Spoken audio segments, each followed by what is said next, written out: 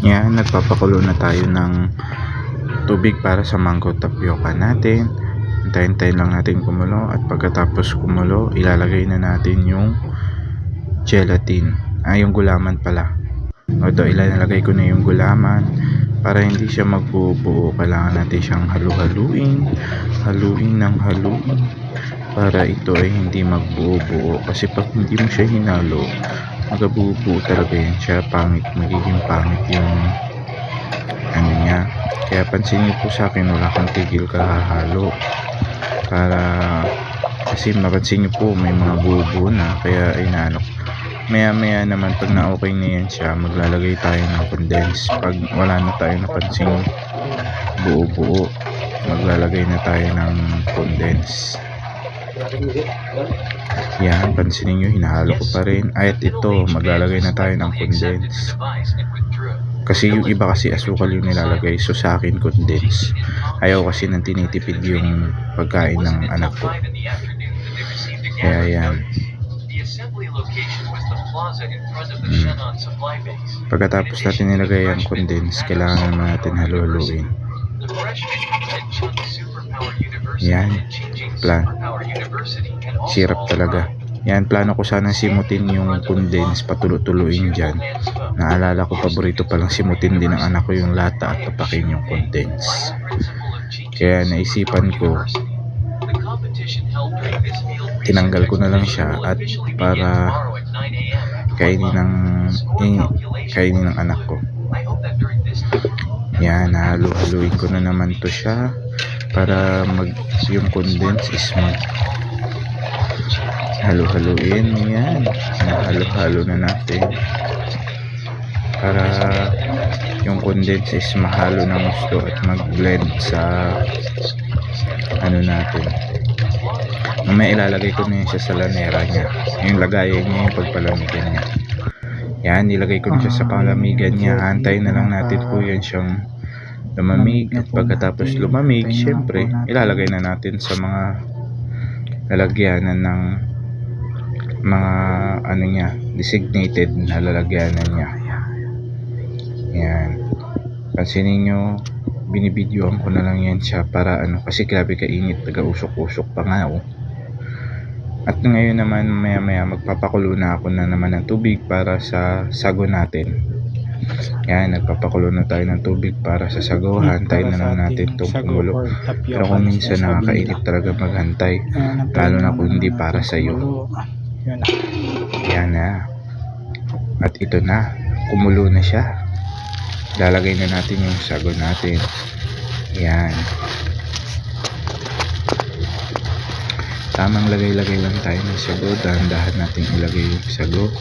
At mamaya hahalo-haluin natin yan. Pagkatapos natin malagay yung sago.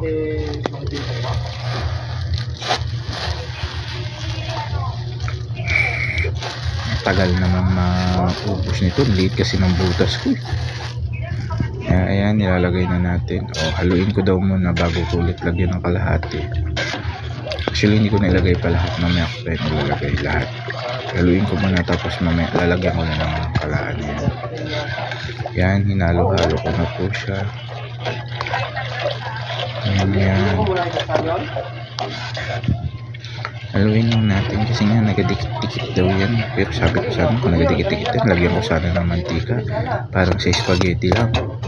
Para hindi madikit-dikit, kaso tingin ko hindi pwede pala. Yan, ganyan naman siya. Chillax lang ang halo. Parang ano, mamaya ililipat ko na yan sa lagayan niya. Napansin ko nga pala, hindi ko pa pala na ilalagay yan, kaya ilalagay ko na. Ayan na yung sago namin. Sago natin. Yan. Pinapalamig na lang po. At ito na po ang sisimulan na naman natin yung sauce niya. Yung paghalo-halo parang ano niya. Cream. Yan, condense, albap. Tsaka mango condense. Yan, paghahalo-halo lang po natin yun dyan para dito, mamaya. after ko mahalo. Yan, ihalo-halo ko muna. Ayan, nahalo-halo ko na po. Nalagay ko na lahat yan dyan, yung condense, ibap, at saka yung cream. Hahalu-haluin lang natin yung hahaluin. Yan, hahaluin. Haluin mo lang yung haluin para mag-mix yung kanilang ano. At mamaya ilalagay ko na sila sa lagayan nila.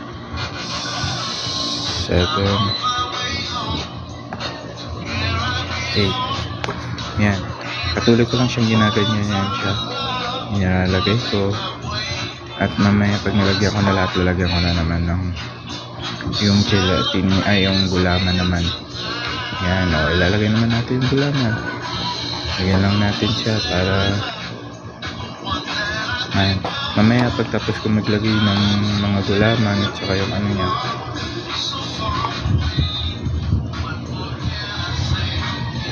ayan,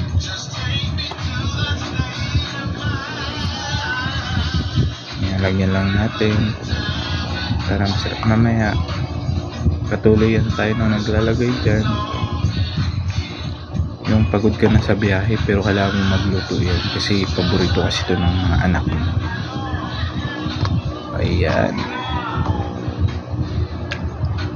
ganyan.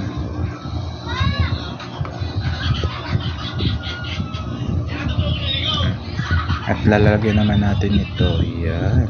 O, diba? Pag nilagyan na natin yan ng sauce niya, mamaya halo-haluin na lang natin yan siya. Papakita ko na lang sa inyo mamaya kung anong finished product niya pag nahalo-halo na natin siya lahat. Ngayon, isa-isa lang muna yan, pero bali dalawa-dalawa din yung nilagay ko dyan kasi sobra pang dami ng cream.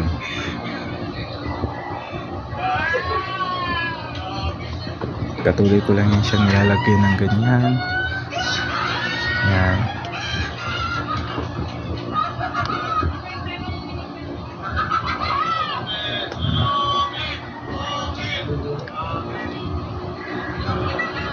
Ayun. Malapit na siyang matapos. Oops.